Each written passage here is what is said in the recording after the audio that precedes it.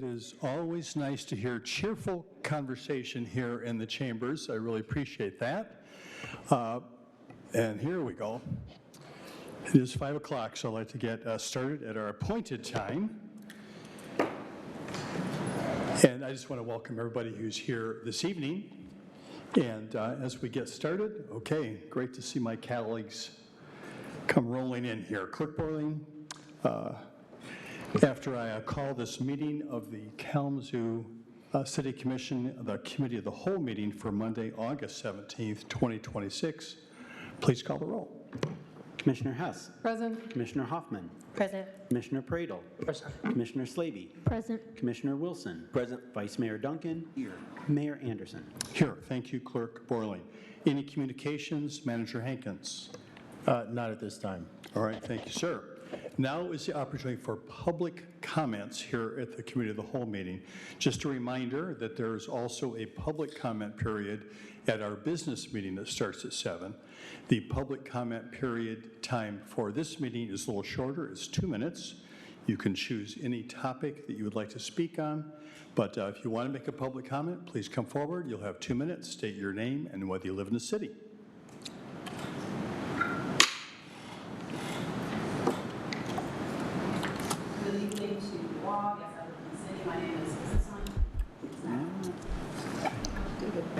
Oops, that was me. Okay, there you go.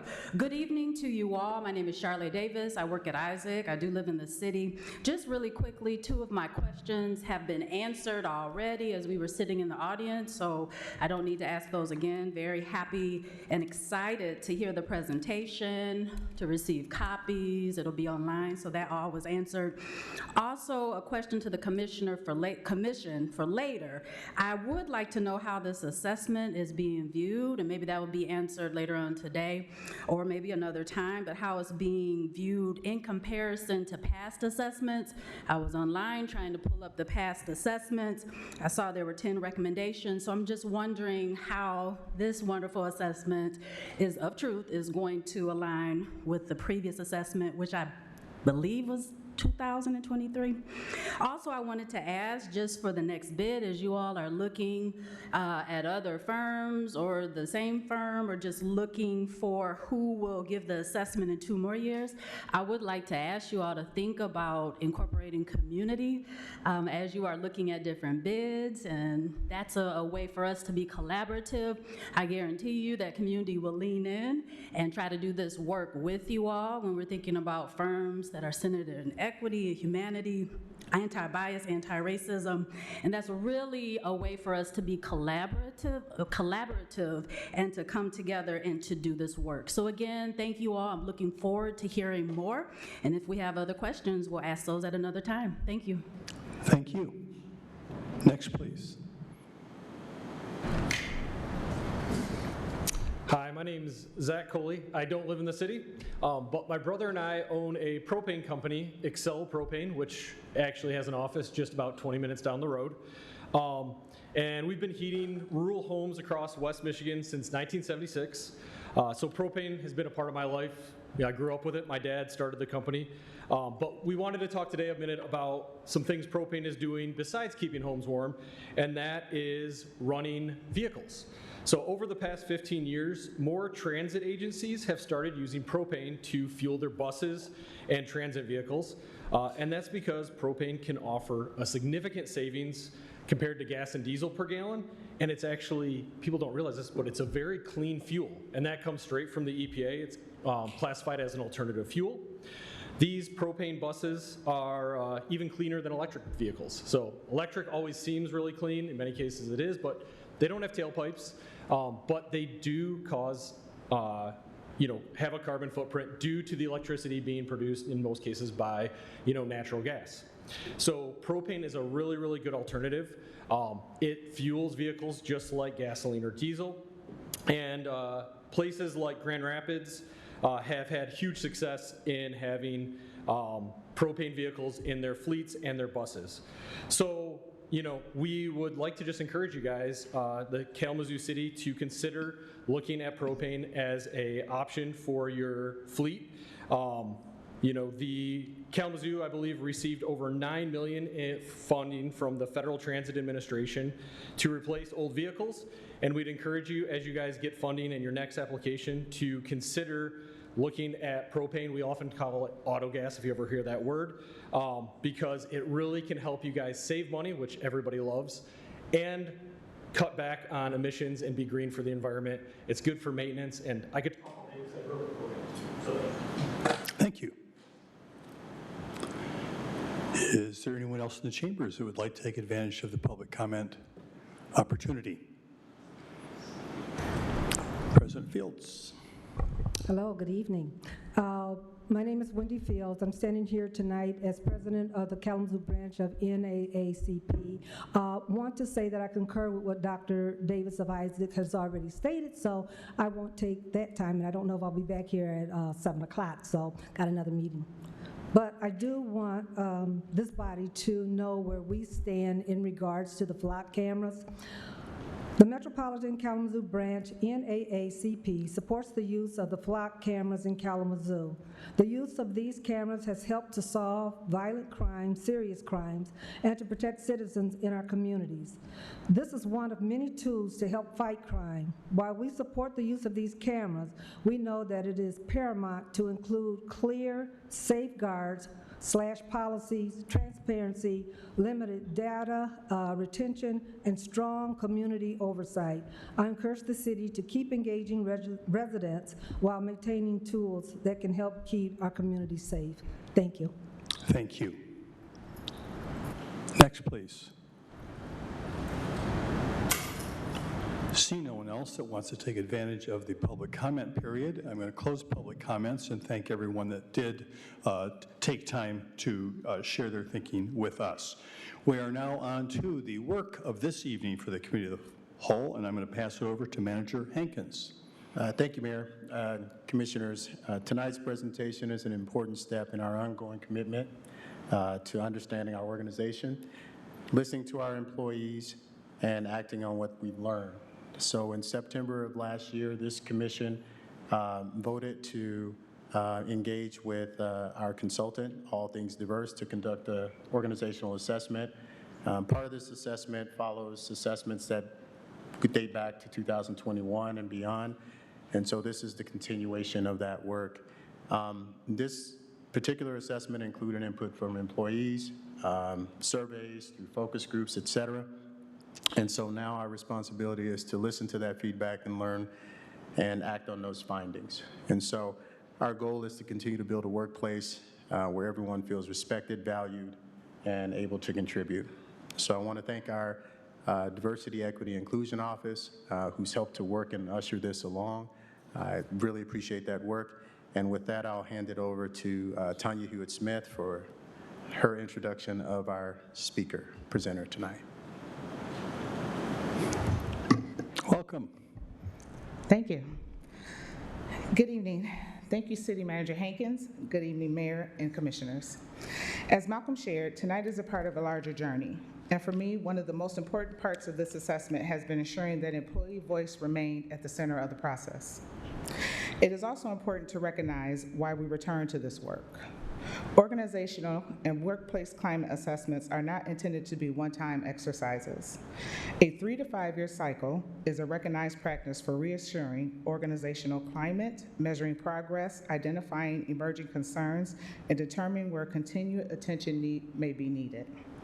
Our previous organizational DEI assessment was conducted in 2021.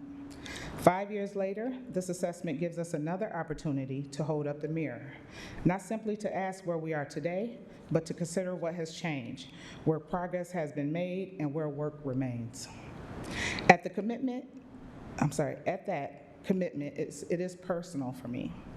I have been an employee for this organization for more than 30 years, and during that time, I have had the opportunity to serve at multiple levels of the organization, from being an employee, finding my own way, my own voice, to now serving as a member of leadership. Because of that journey, I feel a deep connection to the voices of our employees at every level of this organization. I understand that this organization can look and feel different depending on where you sit. I also understand what it feels like to experience change from different perspectives and to want to know that your voice matters regardless of your title or position. That perspective has stayed with me throughout this entire process. We looked at data, process, policies, practices, and numbers. And all of those things matter. But behind every data point is a person, an experience, a story, their story. This is why this process went beyond administering a survey. We created opportunities for employees to participate in focus groups, share their perspectives, and speak honestly about what it is like to work within our organization. And we listened. I want to especially acknowledge our employees who chose to participate. Sharing your workplace experience requires a level of trust. When people trust us enough to tell us their truth, we have the responsibility to determine what we are going to do with what we heard. I also want to take a moment to recognize our DEI specialist, Law, who played an important role throughout this process. Law helped coordinate the many moving pieces behind the scenes, supported communication and outreach to employees. Assessments like this require a tremendous amount of work that people may never see, and I want to publicly thank Law for her partnership, flexibility, and commitment to helping us carry this work forward. This assessment is not about finding fault, nor it is about expecting perfection. It is about understanding where we are today, recognizing progress, identifying gaps, and being intentional about where we go next. Throughout this journey, All Things Diverse has been our partner in helping us take those individual experiences and understanding the larger organizational story they tell. This is why I am pleased to introduce Dr. Tammy Hodo, founder and president of All Things Diverse. Dr. Hodo is a social scientist, consultant, two-time TEDx speaker with more than 2 decades of experience in higher education, research, consulting, and leadership development. She earned her PhD in urban studies from the University of Wisconsin-Milwaukee with a minor in sociology and specializations in race, class, gender, and ethnicity. Throughout her career, she has worked with government agencies, universities, nonprofit organizations, and private sector organizations to help leaders better understand organizational culture, workplace experiences, and the systems that influence trust, engagement, and performance.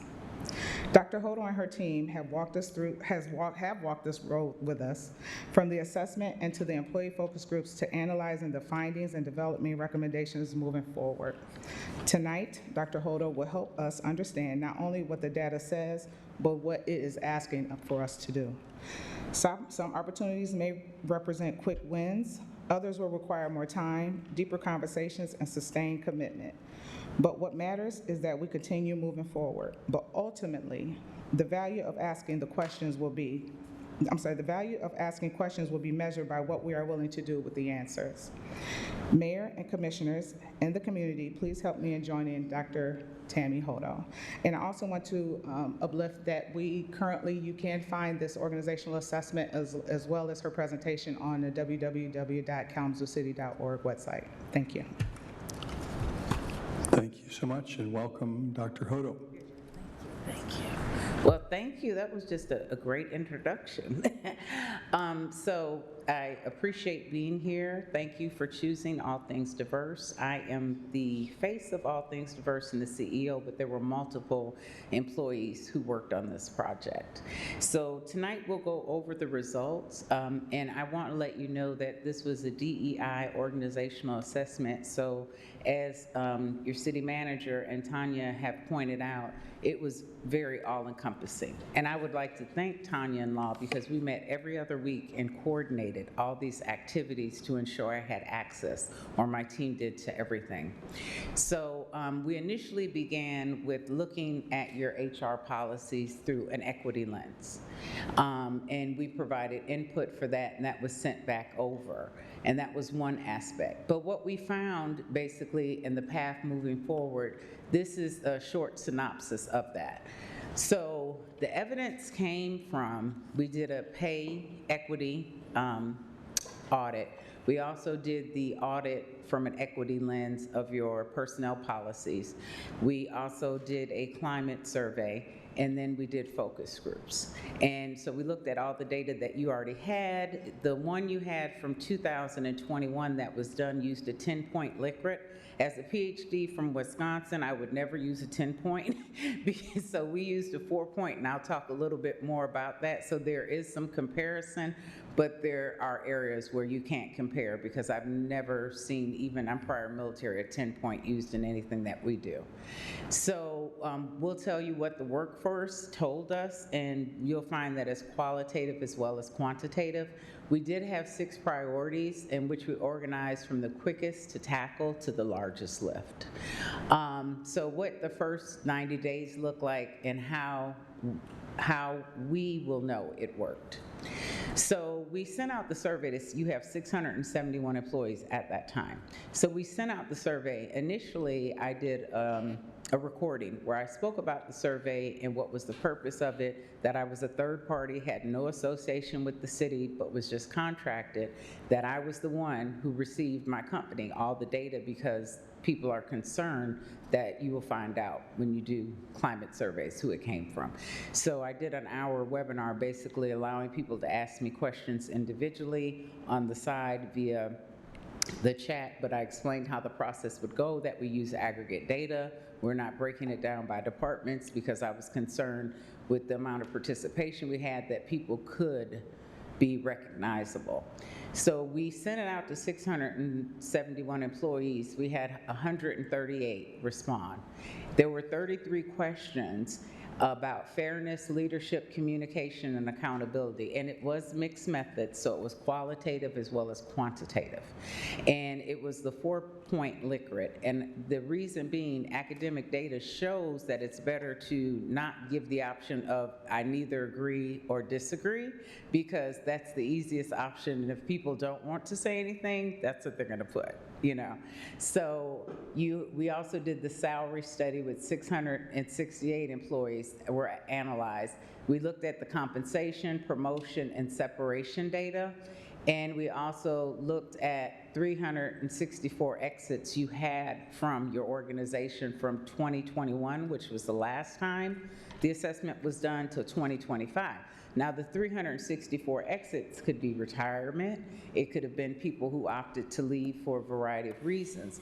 But one thing I did want to note, and we talked a little bit about this, is that at this point, as per my understanding, and we didn't find, there are no exit surveys from HR, which is imperative in any type of organization because you want to know why people are leaving.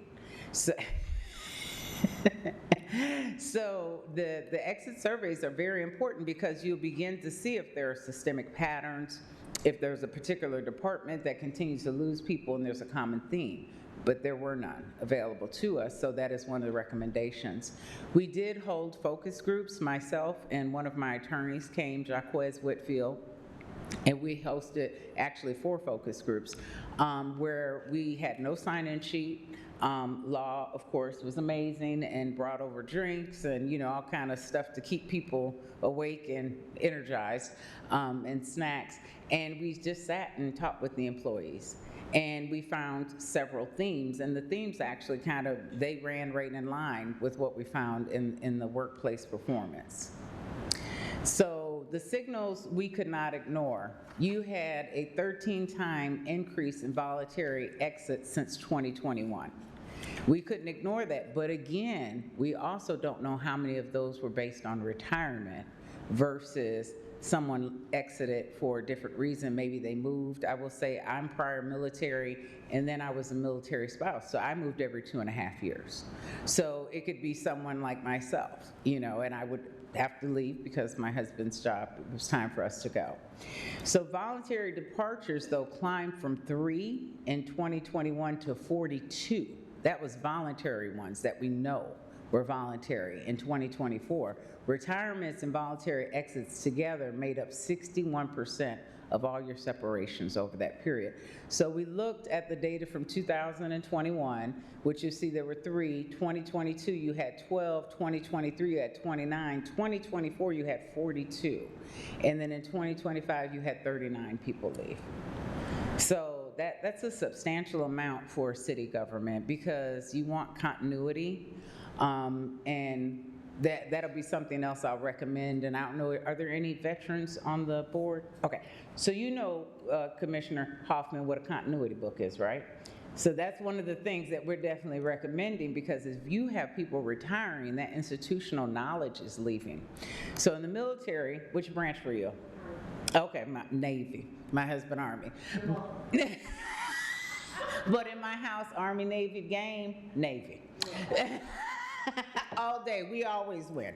So, but in the military, a continuity book is basically, it's more than just your job description. It's like who all the key players are, everything you need to know that's not written in the job description. Who do you go to for this? You know, what do you need to make this happen? And it gives you all that in the continuity book, and it's continuously, it's a living document. And so you add to it as things change. But anybody who comes in should be able to pick it up, ideally, and they know their job well because you vetted them, then they should be able to just take off. You know, so that's something that you all may want to consider doing. Dr. Hodo, just a quick question. I don't know when you want it, if you want to not be interrupted till you get through. Oh, no, go ahead, please, All right, Mayor. appreciate it. So how does this compare to, say, industry norms, let's say, in public? I mean, are there ways to compare this to other public entities, for example? I mean, for example, I know that I work in areas, in some cases in my day job, where there's actually, unfortunately, a 50% turnover in, you know, employees in any given year, which is obviously extremely challenging. So what are the norms related to this? So I will share, you are the smallest city that we've ever done. Okay. Okay. But the norms are, yours are actually high, because typically when people get employed with the city, you all have great benefits. And even if your pay is not good, people stay for the benefits. And so yours is a tad high to be a city. And to have the number of employees that you have, that's a high turnover rate. So I did have one section of a fire department that had about the same amount of employees, and their turnover rate for one city was not as high as yours. Yeah, So, thank you. and any questions at any time, please, okay? So employee experience tends to vary more by supervisor than by policy. We heard that so many times in the open-ended part of the survey, as well as in the focus groups. Some supervisors are amazing, but it very much seems like it's siloed. It's some departments, everything is going grand, there's great communication. In other departments, they're learning things via the media that someone is new, if it's a higher position, and that's problematic. So you don't have necessarily one climate.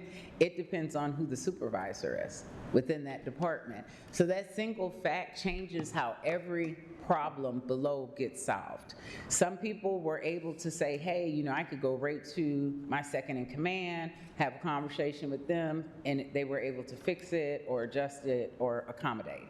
Others were like, well, I worked my chain of command, which Commissioner Hoffman knows. That means we started our supervisor, then we go to our second level, and then our third level, and they still were not able to get whatever the issue was addressed. But again, it's very siloed. It depended on the department that people were in.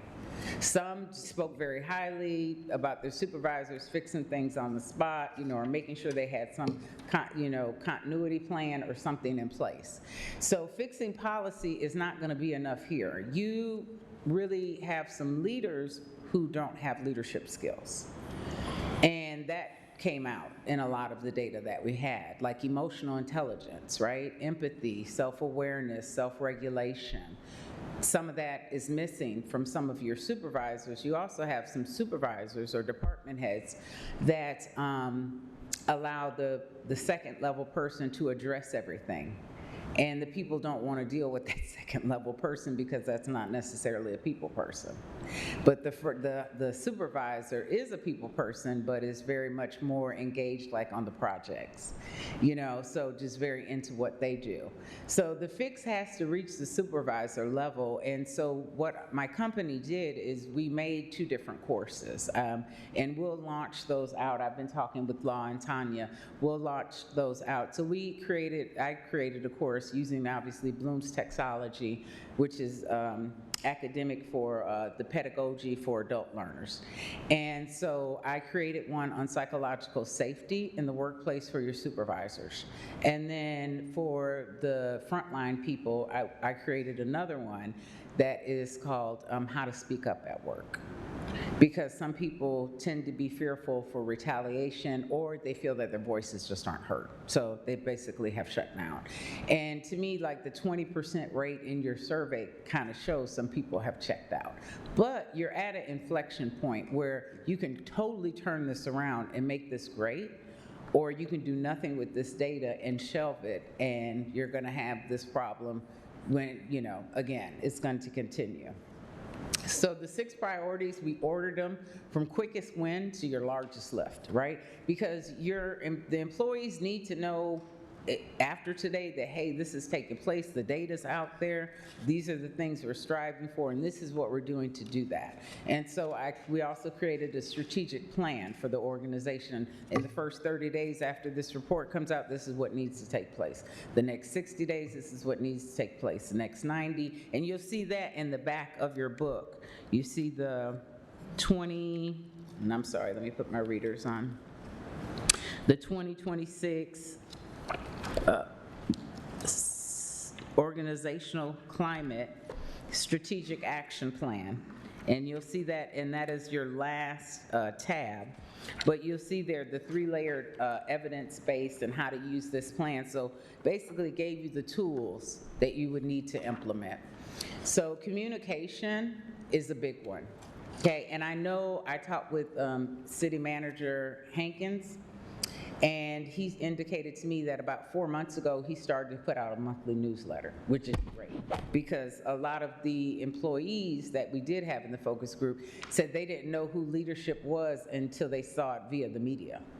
Even when positions were open. Now, I'm not saying that about your city manager. I don't know what positions they were, but I'm just sharing with you what they had said. So, but I know he's now putting out a newsletter, which is important because people want to know. And then for your employees who don't necessarily have a computer, like your waste management or something like that, you should have a bulletin board with that newsletter printed out when it comes out, so they can go there and they can read that, because we understand not everybody has access to a computer. Accountability was another one. That's number 2, psychological safety, management capability, cross-department alignment, and then succession planning. And so we'll kind of go over that one by one. And again, if there are any questions at any time, you can go ahead and just shoot them out. So what we found was 37% of those who responded reported communication delays. 1 in 3 employees said decisions reached them late.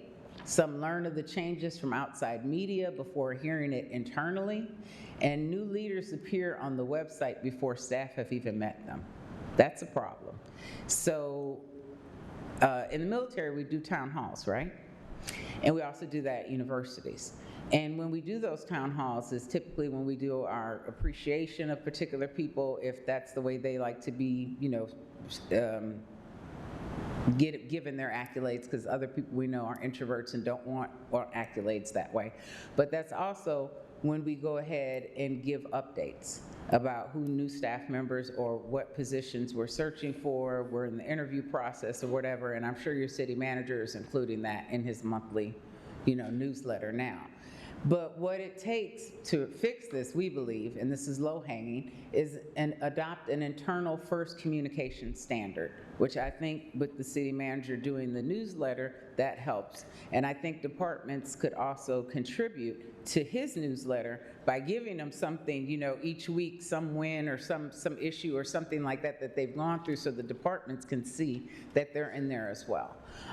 Keep the organizational chart current and owned. They said that oftentimes on the website, it's not up to date. And that they find that to be problematic. And I get that, because I like to know, like, my chain of command, who, what exact steps I need to take to get where. Introduce new leaders to staff before they go public. And that's very important, because they did say that someone said, well, I walked by such and such and I didn't even know that was the position that they held. and they want to know that. So approximately, I said 4 months ago, the city manager began sending out monthly manager messages that goes to all staff. So I think it would be great, though, if we could include some of the directors, or department heads' things.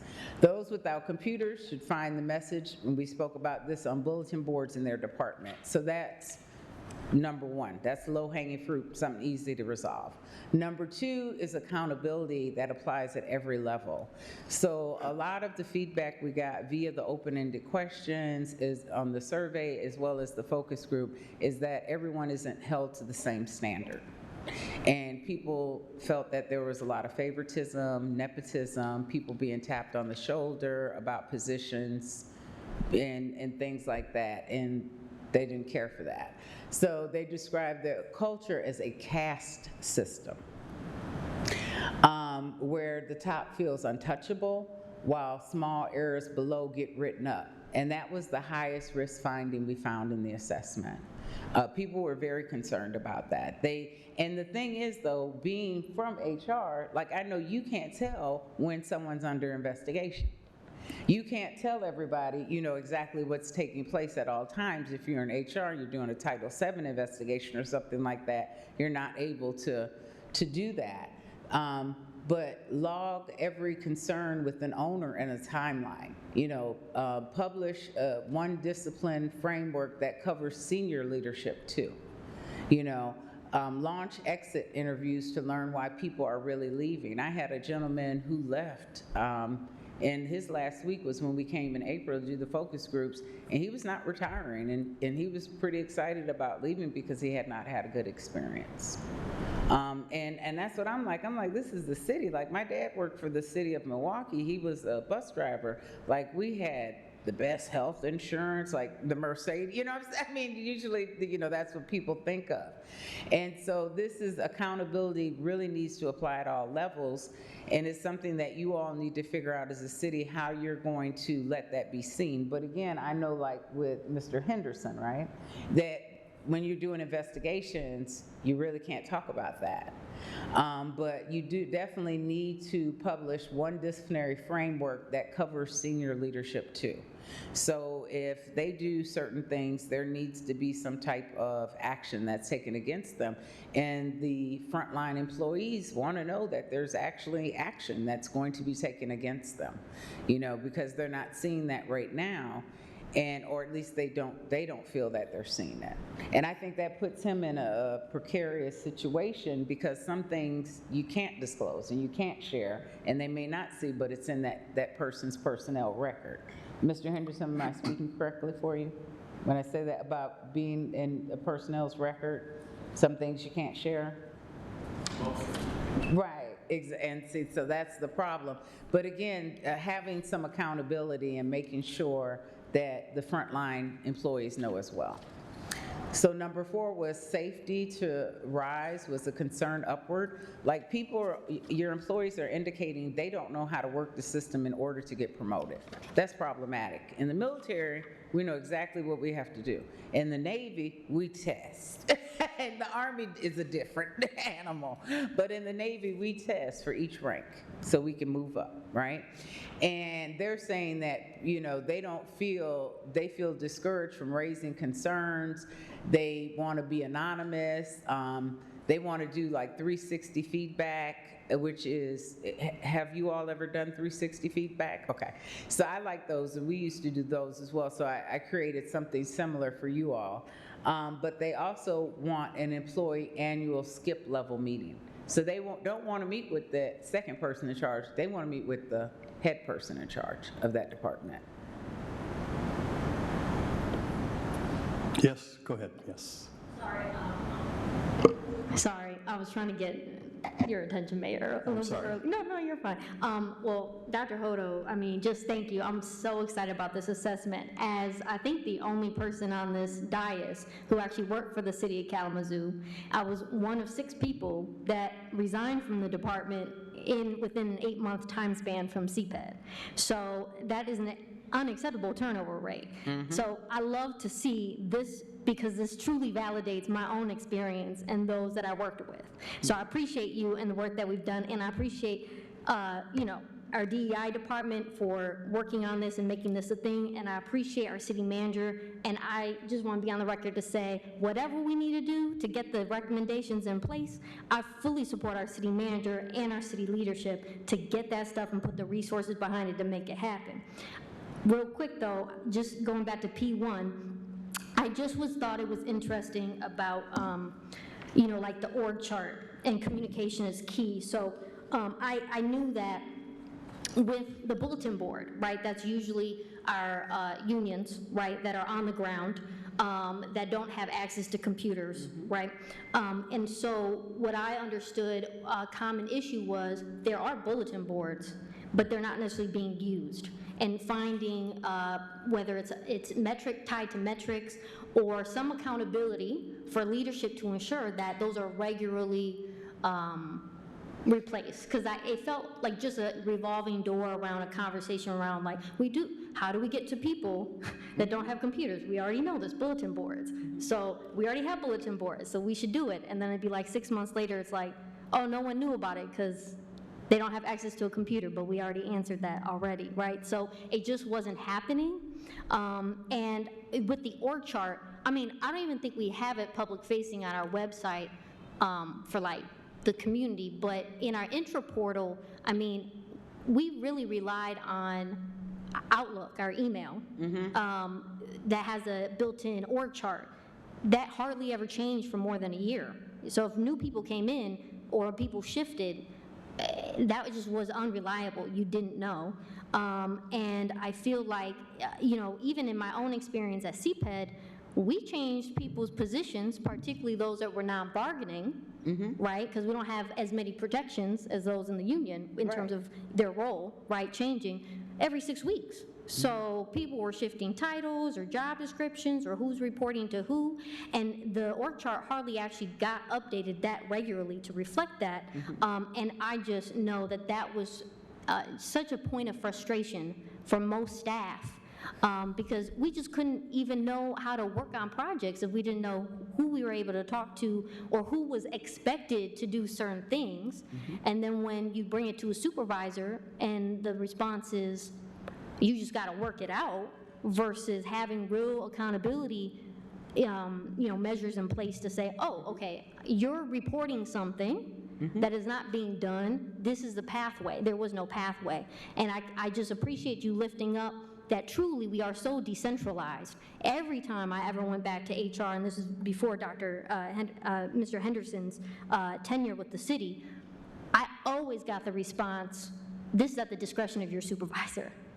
So there was never any consistency, and especially, at least in my role, but many of our roles, it's cross-departmental. You have to coordinate with others. And so if not just within a department, but across departments, it's a whole different land, which is culturally known internally. It is very frustrating to then even get any support to move things across the finish line. And we see that as a direct impact and reflection of our reputation by our residents in terms of our delivery of service. So I just think that's important. And I wondered, because I don't really see any of this data put in the lens of non-bargaining versus unions. And so is there any specific examples you found, maybe from focus groups or just from your data that's not represented in here, that you know, was there similar experiences within unions versus non-bargaining around communication? There was. That was a consensus. So we did have some union employees, and we had those who were not. We did not take roll or ask anybody to sign in because, again, we wanted them to feel that it was a safe space, and it was. We didn't ask names or anything like that, but some people did identify that they were union members, and they would make comments about like the silos within certain departments or not knowing certain things. So the sentiment seemed to be the same across, you know. But some departments are like, great, you know, and people were really happy. And other departments, they're like, we just don't even know what's going on. You know, we get replacements, and the organizational chart hasn't been updated. You know, even on the website, the city website, they said it's not correct. So I don't know, I didn't go to your website and look because I don't know everybody in the positions. But they did talk about, you know, their concern to raise concerns, or, their stress of raising concerns of it not being listened to or them being retaliated against, which should never be a concern. I think I went back.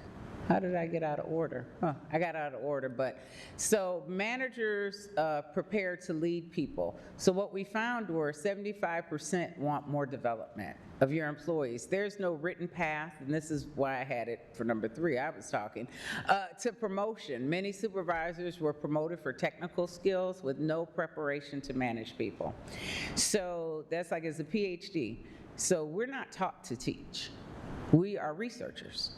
And so when you went to university, either you had good experience with your faculty members or you had some very dry faculty members, because that's not a skill that we're taught. We're strictly researchers. I still publish, and that's what we do. So either you have it or you don't.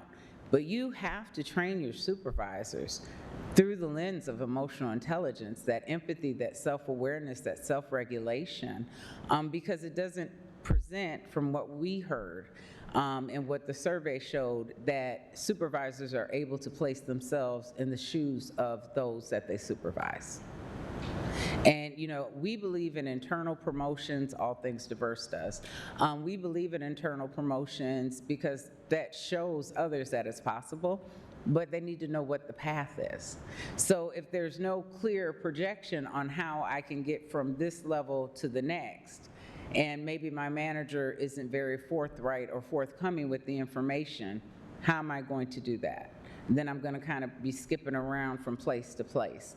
So run a leadership needs assessment across departments. Maybe some of your leaders have great skills, management skills. Delivered structured management training to every supervisor, and publish a transparent promotion framework. If you work in Parks and Rec and you're in this position, what's the next step? Then what's the next step? Or if I want a lateral to another department, what's that look like? Or if I want to move to another department because I thought I would like Parks and Recs, but I'm really more of a budget person. How does that work? So things like that, it's really important, because that's what they said. They just see conflict, avoidance, and inconsistency. So now we're at 5. So what we found varies significantly, like I told you, by department and city. So one city, not a set of silos, but that's what it looks like, a set of silos. So climate changes from department to department because of it's siloed, but we want just one city. So employees ask for cross-functional teams. And I think you all just spoke a little bit, or did we speak about that? We talked about like some cross-functional training taking place, because they want to know what other people in other departments do. And I think that's great, that they're that interested that they want to know, like, so what do you do? And that also helps, though, if you think about the trajectory of moving forward. Oh, I like what you do. Maybe I want to transfer over here and do that. That's kind of more my lane, or I'm in college right now, and that's actually what I'm majoring in.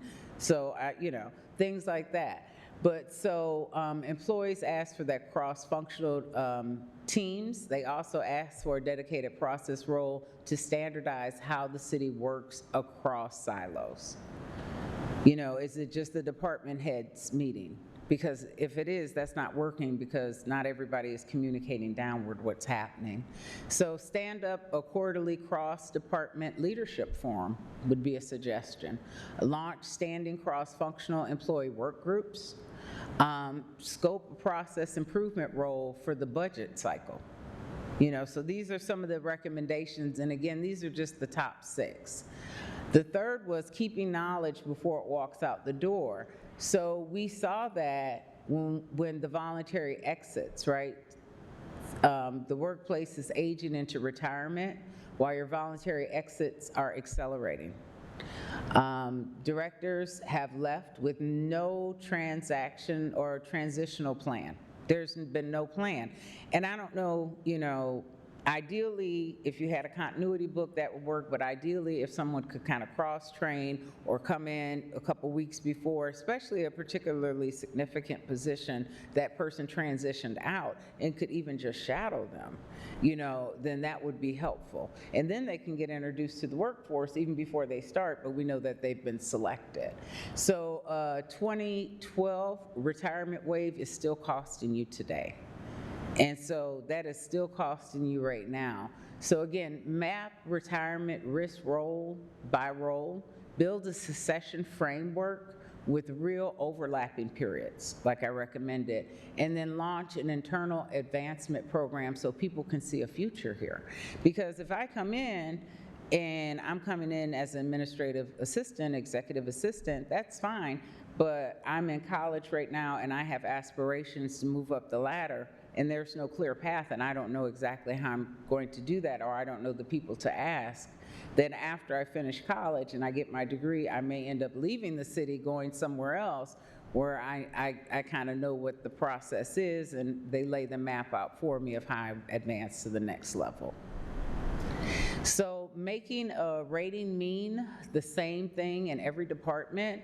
So every level defined in plain behavior. In regards to employees, they said that the guidance defining each rating had been removed, which made scores feel arbitrary.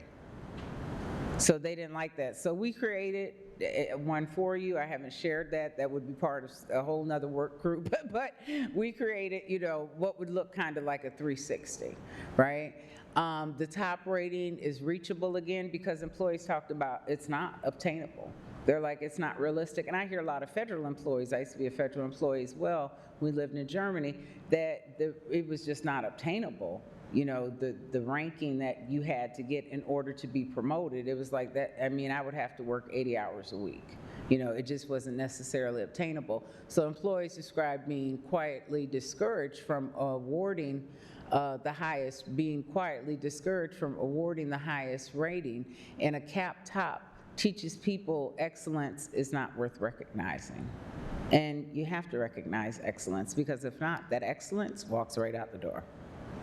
And then below standard starts a plan, not a penalty. So any rating that doesn't meet the standard, ideally they would have a performance indicator plan, right, on record, and they would know what they need to do. And I know that that is in place here for them to, advance to where they need to be, but they say that they don't necessarily feel that they really get the support they need to work on their professional development or whatever it is that is there. So because experience varies by supervisor, we recommend, and we built in the structural fix, the 2 evaluation instruments that I discussed, one for leadership and one for non-supervisory roles, with plain behavioral definitions for every rating level, self-evaluation paired with the supervisors, and cross-supervisor collaboration so a rating carries the same weight everywhere. And so we also developed something along those lines.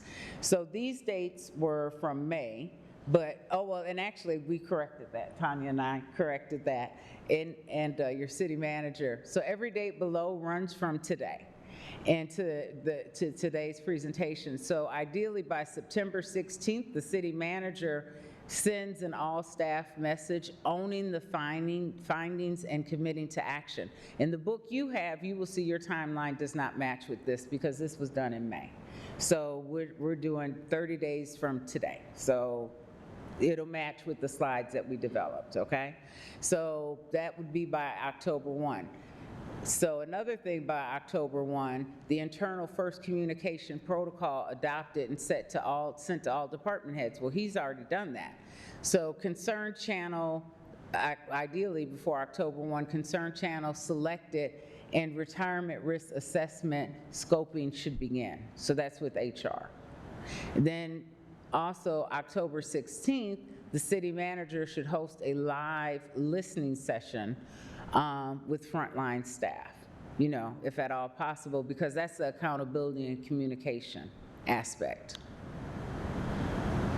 Then across all 3 focus groups, employees said the same thing, that they want to see the city manager champion this personally, not delegate it. So delegation, execution is fine and necessary, but delegating visibility is not. And so they want to see the city manager out there delegating and implementing this. So monthly, we recommend HR completion tracking to the city manager on training, concern logs, and knowledge transfer. Quarterly, we recommend cross-department forums, accountability, log review, and pulse surveys. And pulse surveys are simple. Those are easy. I mean, that could be 5, 6 questions you sent out there, you know. Biannually, all staff progress message from the city manager, concern channel report published. Annually, progress report and salary equity refreshed to the city commission. And I will say with your pay equity, we didn't see any issues in regards to sex, ethnicity, or anything along those lines, but you do have more males in the workforce than you have females, you know, but that's annotated in what you have. But in regards to like glaring disparities, just like your HR policies in regards to like civil rights and things like that, in an equity lens, we saw nothing glaring, but we did make a couple recommendations looking at it from an equity base. So in 2027, you would have a full climate survey administered to measure every goal against its baseline. And so that's what we're looking at. So how it would work, every goal is written against the 2027 climate survey, but the baseline today is what sets it, right? So what you would measure now, communication days reported, well, we know in delays reported, we know in 2026 that was 37%. So by 2027, we wanted 20% or below. Doubt accountability applies at every level. Right now, 49% of the employees who participated said that. By 2027, we want 30% or below. Says conflict is avoided, not addressed. Right now, 38% of employees said that. We want 22 or below by next year. Feel discouraged from raising concerns, 28% said that. We would like to see that at 15 or below. And then your annual voluntary exits, you had 39 to 42. We'd like to see 25 or fewer. And the question in 2027 will not be whether the city had a plan, it will be whether you all executed it. So the workforce is watching, the baseline is set, and the path forward is clear. Are there any questions of me? Questions, Commissioner Slaby? Well, quick question back to kind of the equity around pay. So again, I would love to see, because it doesn't really break it down. I know we aggregated it, so we're not looking at it by department, but it, you know, just certain things like level of employment, right? So based on the pay, you know, what are those positions that have the lower pay scale? What are those, and what are, you know, versus non-bargaining and unions? Also race, and now we did do race, ethnicity, and sex as well as gender. You know, sex is biological, gender is a social construct. yes, for salary, and you're right, thank you. My point around race was, but I am talking about salary right now, was more so about the 138 that responded to the survey. Got right. it. So sorry, I jumped there, my bad. But going back to the salary thing, I did think it was interesting when you do break it down by race that, you know, Black or African American, more than 50%. Of those employed under the city make that second to last bracket. Now, it technically is the third bracket, right, but no one is in that below 20K.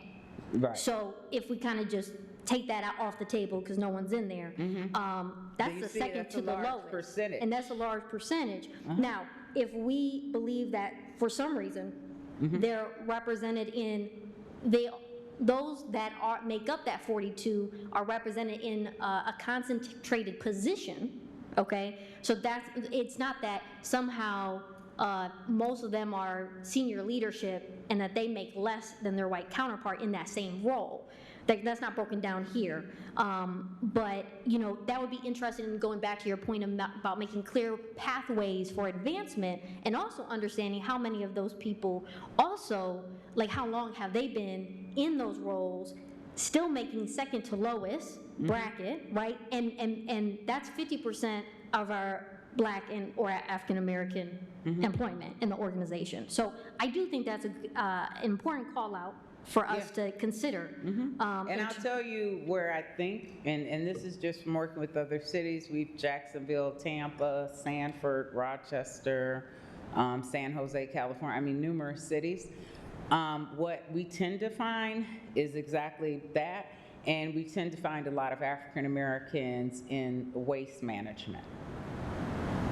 And just, I wanted to clarify for the community who's watching, when I refer to the second to lowest bracket in which employees are represented at the organization, they're making between $40,000 and $60,000, which affordability is the highest issue in Michigan. We know that is not a living wage for any particular household, especially anyone that's more than a single person household, right? And many of our, employees often have families. Exactly. So, but some of my other thoughts are related to, again, salary. If we could have more information in regards to non-bargaining versus unions, because right now we do have a two-tier system. Yep. I mean, basically we're saying if you're non-bargaining, you get to have your pension in 5 years, and you're punished for being part of a union, which you can't really control once you get employed, because it takes 10 years to get a pension. And so someone is being, unfairly punished for being part of a union, which doesn't encourage union participation, which is unfortunate, and I think that's something that we could certainly change as a city. So that didn't show up here, but I'm aware of that, and I just want to lift that up when we talk about salary, because again, looking at that number that we just called out, I would wager that a lot of that is part of a union in public services. I love the idea of anonymous concern submission channel. That might sound like a word salad to everyone, but basically it's an opportunity for anyone to submit concerns that aren't necessarily through the traditional HR channel that's anonymous for things to be worked out. I guess, I love that it's here. And again, I've already been on the record to say I'm going to support my city manager on however we get this implemented. But this is something that we have been working on for years. Under the leadership of Laura Lamb, we had a cross-functional team of different people from different departments around employee appreciation. And that was the one and only thing that we were charged with, I guess, to try to implement. And it really never got off the ground, and I thought that it was the idea to empower employees to work together to support ourselves in figuring out how we can be more appreciated at all levels. And so, I think it's good that this is maybe being charged at the top level, right? City commission and the city manager to then roll out. But I can understand if staff feel fatigued because we just went on this mission of putting this together ourselves. We were told we could do this. It didn't happen. And I just really hope that, I trust that myself and my colleagues can support our city manager to actually make this happen, because this is certainly important. Let me just clarify a question. So the employee appreciation did not take place, correct? We met as a cross-functional team throughout a few years, and that we had, at the beginning, it was based on a survey of what different things we could do to make people feel more appreciated. The team was then put together based on employees that expressed interest in the survey of being engaged around this work. And then after, I guess, looking at all that feedback from the survey, instead of kind of saying, hey, we're gonna work on this and work on this and work on these different items, we said, let's focus on this anonymous submission channel. And it just really didn't get off the ground, and then the focus shifted on just continuing to support an employee appreciation day annually. But I guess, these things have been brought up, and it doesn't mean we don't keep trying, but I appreciate that this is clearly identified in writing in this assessment that now we at the top have, that we then can continue to hold the city accountable on. And I love that it's within the first 90 days checklist that we are supposed to be exploring vendors around the 360 survey and hopefully figuring out how that the anonymous concern submission channel can be implemented, because I think those go hand in hand, and I think those are really good tools for staff at all levels to feel supported. So that is fantastic. I have other thoughts, but I'll defer to the rest of my colleagues on their comments first. Okay. Thank you, Commissioner Slaby. Commissioner Hess. Sure. Dr. Hodo, thank you, and Tanya and Lal, thank you so much for putting your wisdom and your work into this outcome. To say a little bit, I'm curious, say a little bit more about the 2012 retirements and how they're still affecting the city and how that came about. The lack of institutional knowledge. So the 2012 retirements, they said a lot of institutional knowledge was lost and that others don't, they still have not gotten to the point where they feel comfortable that they have the knowledge that walked out the door. Some of them talked about even calling people who had left to get additional, and they would answer and get additional information. And so that's why they're saying that it's still impacting, because it was a lot of senior leadership. I guess you all had a buyout option. It was early retirement incentive program due to budget constraints. And that's what they talked about that. And those were the people who left, were those who had a lot of institutional knowledge. And so they said they still feel those ripple effects, because some things they still don't know, where if you had a continuity book, then even as anybody, I can come in and kind of figure some things out. So. Absolutely. Thank you for bringing that to our attention. And anytime there's a buyout of any sort, I would hope that we're being proactive and really getting that institutional knowledge. Well, I'll just be transparent. Sure. Something that was said during the one of the focus groups. So I guess you have somebody who does your retirement stuff and tells you how long you have to work, all these things. This person is a great person. I don't know who the person is, but this is what was said. But that person's retiring. Everybody knows that person is retiring. So now they're already going to that person to get their stuff done, to see what they need to do and how long they have to stay before they retire, because they said it's going to be turned over to a computer system instead of a person. Now, I don't know if that, I'm just saying that's why this is just plain hearsay, but that's what was said, that then it would be a computer, not a person, who would basically, I guess you would put your data in and it would tell you what age you were eligible, if you retired at this age, what you would get each month. But whomever, I know it's a lady because they kept saying she, whoever she is amazing, because people are like, well, I'm 5 years out and I've already sat with her because I know she's retiring within the next 6 months and she's good at this, and so I'm going to get my data now. Oh, very interesting. Thank you so much. Mm-hmm. Other questions, Commissioners? Commissioner Pradel? Thank you so much for being here and information as well. I had a couple questions for you just to get some more depth to some of the recommendations. One of the recommendations by October 16th is the city manager hosting live listening session with frontline staff. Mm-hmm. I'm wondering how you're envisioning that working best. Do you envision that working best where it's citywide, anybody who wants to come and join, offered multiple times? Are you envisioning it work best by department or by location, and offering multiple, or just offering like 2 or 3? I'm just curious how you envision that working. So because you do have shift workers, I would recommend that he do at least 2 at 2 different times. And then it would be for the city, the frontline employees, because if I work nights, I would prefer it be when I'm, not sleeping, that I could come and speak. So I could see 2 to 3 happening just on different days at different times. Maybe 1 in the morning on a Tuesday, 1 in the afternoon on a Thursday. Mm-hmm. If you have people who only work weekends, which maybe you do in Parks and Rec, then maybe on Saturday afternoon we need to host one so that we can get information from them. I really like that. Also, just even different shifts, mm-hmm. If you're public safety or if you're working at the water plant or different areas exactly. that have to be on call, or people who are out fixing water mains all hours and whatnot, to make sure that they have opportunities as well. Mm-hmm. I really loved your concept of the skip meeting each year mm-hmm. with management. And again, I was just wondering if you could kind of give a little bit more depth to like what that could look like. So I'm going to give a couple examples here. So like if you're a CPED, and Jay, you might have a better idea of how many people are in CPED now. It's a smaller department though. Ish, maybe 20, some 50, yeah, 50, okay. So around 50, but then you have some departments where, like public safety, you might have 200 to 300, public services, 200 to 300.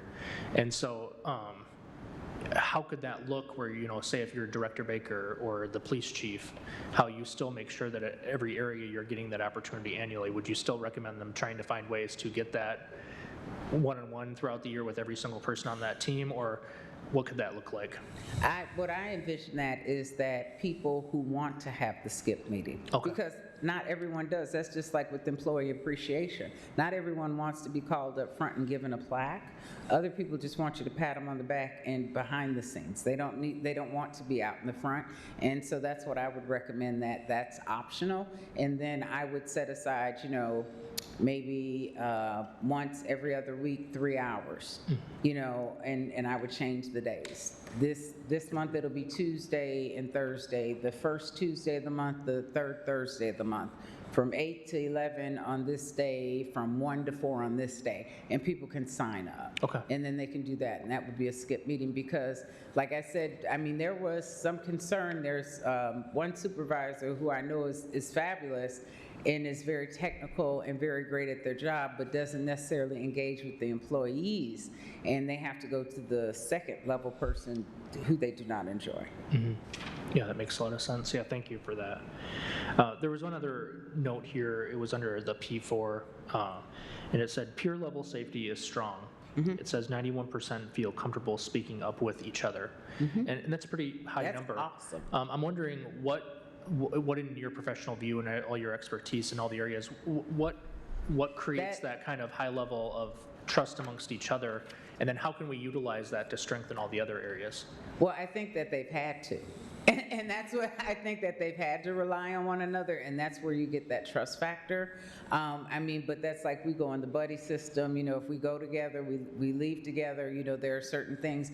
So I think that maybe you could try to model some of the behavior, or leadership could, from the frontline employees, because they get along, cross-functional, they trust one another, they believe, that the other person will tell them the right thing and not try to steer them the wrong way. And I will have to say, I have to give you kudos, though, because that's really high for a city. For you to have that level of trust with colleagues is very high.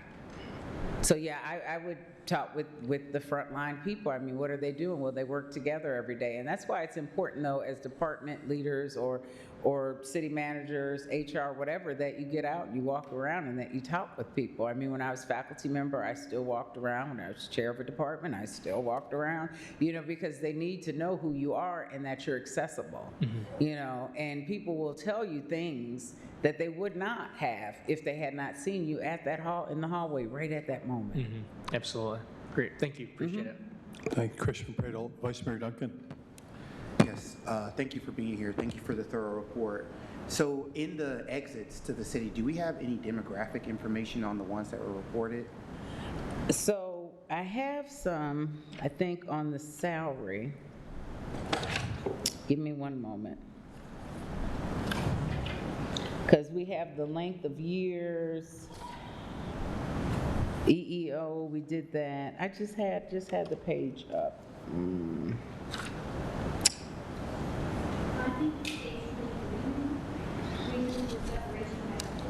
Yeah, thank you. Because I'm like, I was just looking at it. So it does, yeah, reason for separation by ethnic group. But again, we don't know why, but there were 364, but we can see by which ethnic group who left. But because there are no exit surveys, we couldn't tell you why. So some of them could have been, due to retirement or the early retirement option. Some could have left because they did not enjoy their time here. Others could have been fired. So not certain about that. And at any point in time during this survey, was there an insinuation or a spirit? Can you hear me? Hard hardly, and I would have hearing aids in, and I can, I'm disabled deaf, and I'm over here Okay. tapping. Yeah, sorry about that.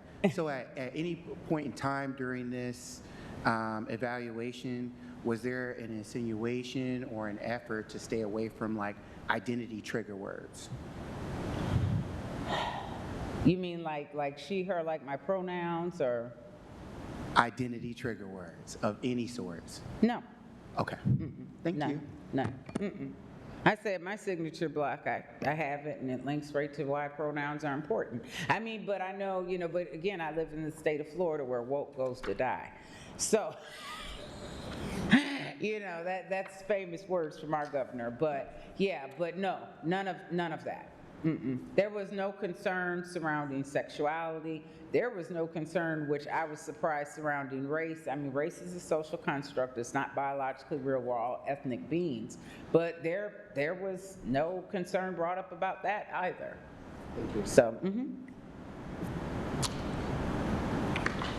I want to give someone else a first chance here before we get to seconds. Okay, yes, Commissioner Wilson. Thanks, Mayor, and thank you for this presentation.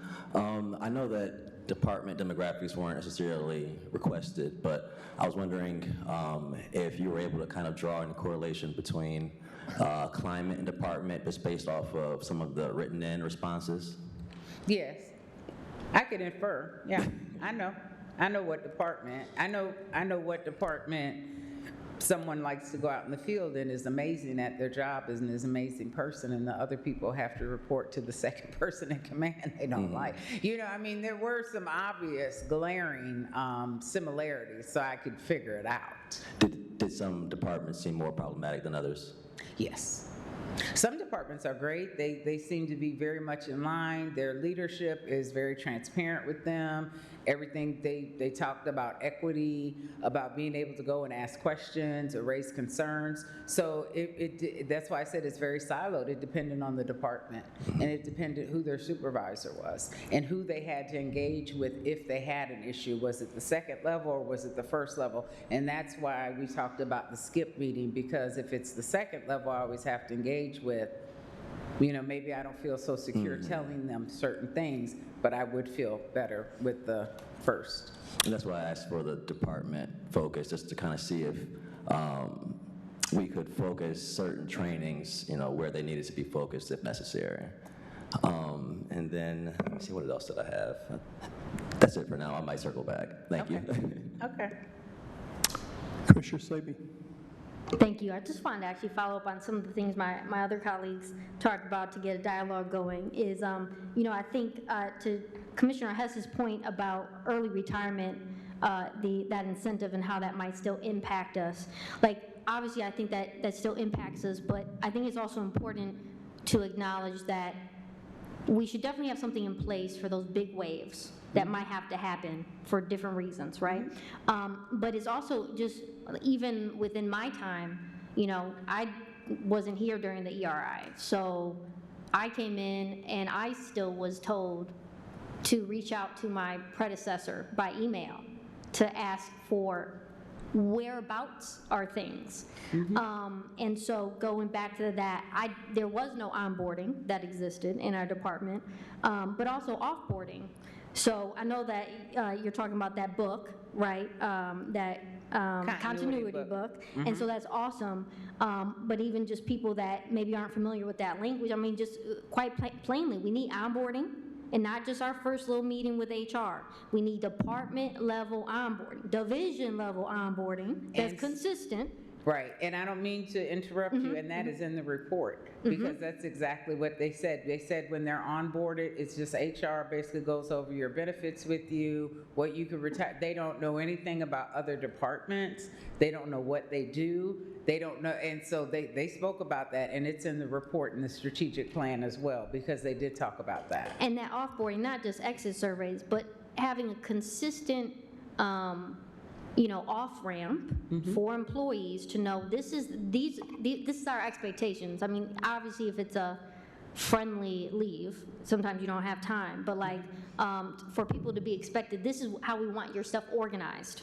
right? So people can find it. This is where we need that stuff on the server, et cetera. So those type of things I think would greatly help. So again, I like that it's featured here. I wanted to go back to what my fellow Commissioner Pradel mentioned. I don't know if he was directly quoting, I actually had this highlighted too, so I wanted to finish it. So he was talking about psychological safety is strong at the peer level. But the second part of that sentence is, but inconsistent at the institutional level, right? And so I think you were sharing that, we can better model it top down. But I definitely think that speaks to understanding in the first place what is psychological safety. And there's 4 levels to that, right? And I think that sometimes people understand that to be one thing. And I think whether it's my own experience or just seeing how it plays out in other workplaces too, that highest level of psychological safety is being able to challenge, being able to raise the flag and say, hey, I think we got to do this differently, and not fearing that retaliation, not fearing that you'll be excluded from conversations after that or taken out of that pathway to advancement. And so I think that's critical, particularly for the city of Kalamazoo, to factor in when figuring out how to improve that consistency at the institutional level. I was going to say, and just to kind of piggyback off what you said, so the psychological safety course we made was for the supervisors. And then the other course is how to speak up at work, which we made for the frontline employees. And those will be implemented. We're working with Tanya and Law about how that will go. And it's 2-hour courses each, and that was part of the response to the bid. But I think it's important, like with the psychological safety, teaching the leadership how to lead and create a psychologically safe environment where the employees can speak up and not fear that retaliation. But I think that oftentimes, as you indicated, people don't know, and oftentimes people are not trained to be leaders. They're elevated and they're not trained, and they lack emotional intelligence, so they don't have that self-awareness or regulation. And I would say my strongest takeaway from this entire report is that cross-functional, our ability to be cross-functional in all the ways, and not just for service delivery, but in understanding that when it comes to accountability, it truly is, I think, because we're so decentralized, there's a lack of consistency in expectations, and then our mechanism for accountability. And so how can we even expect to work with one another, especially across departments, if again we don't even speak the same language, basically? And I think that there's truly an unspoken culture here at the city of Kalamazoo where there's a wink, wink, nod. That's what they told me.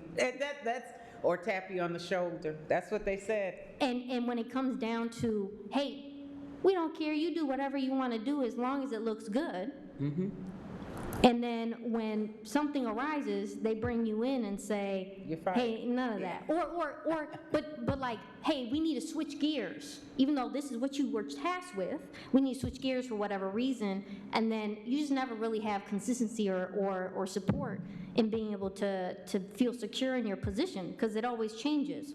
And because, especially if you're working, you're really expected to work across functions. How can you not?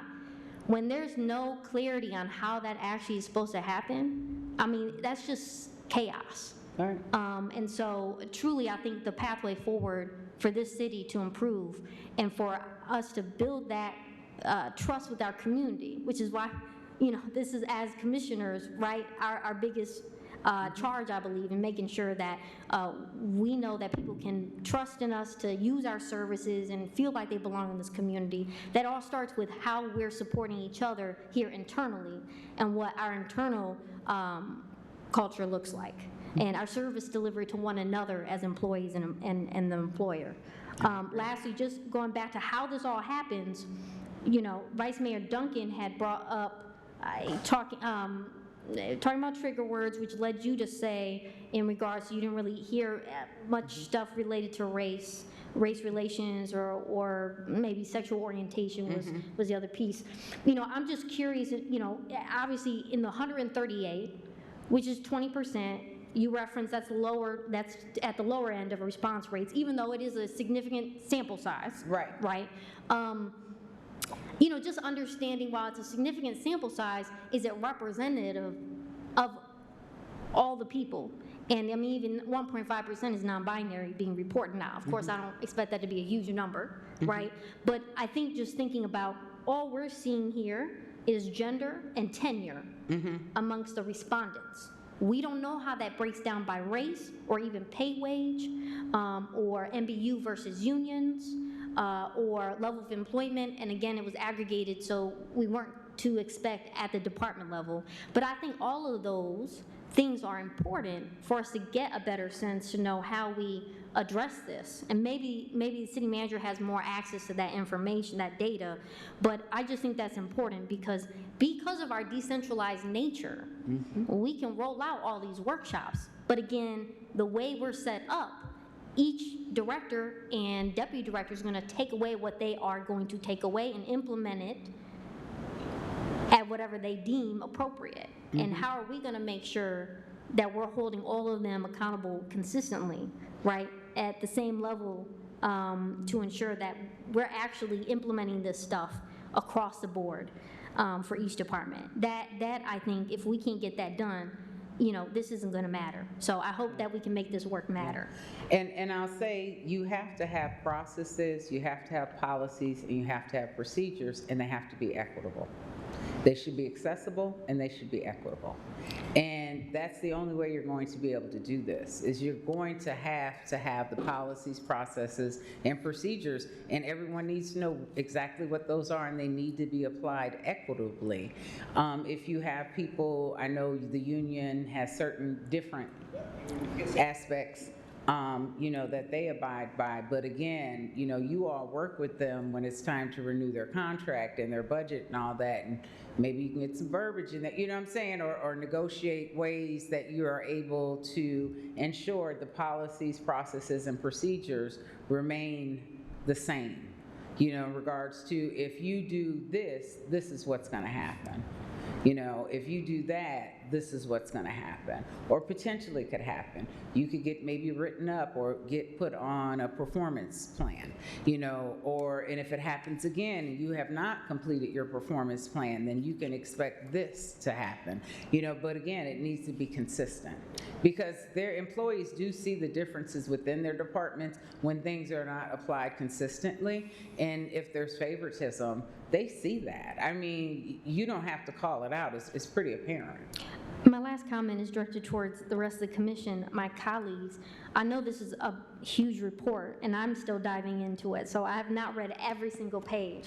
But if anyone hasn't, bookmark page 122 in the beginning section, because that is where you got the open-ended responses. And the numbers are one thing, but hearing directly the voices of lived experiences, I think really helps us understand, even at a department level, whether it's clearly identified or not, how our employees are feeling and experiencing day to day in the workplace. And I think that's important for us to be able to read and really sit with, because I think that is truly the window into how we need to start to measure success here at the top level, is how people really truly feel and feel comfortable in sharing, which I guess even with the 138, while that's a significant sample size, understanding how truly representative it is, I wonder those that are already apathetic, already feeling fatigued, did not fill it out. That would be the assumption I would go with. And this is the tip of the iceberg. We already got some great stuff to work with, so knowing that there's 500 more people, right? Depending on also like what wasn't represented well here, you never know. I don't know what that is, right?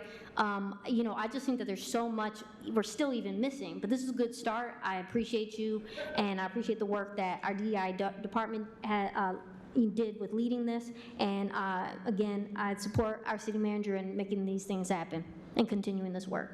Thank you. Thank you, Commissioner Slaby. Commissioner Pradel.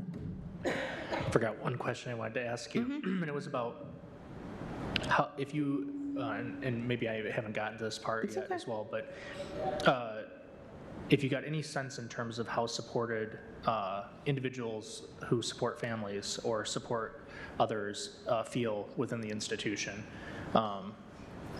I didn't get a sense of that.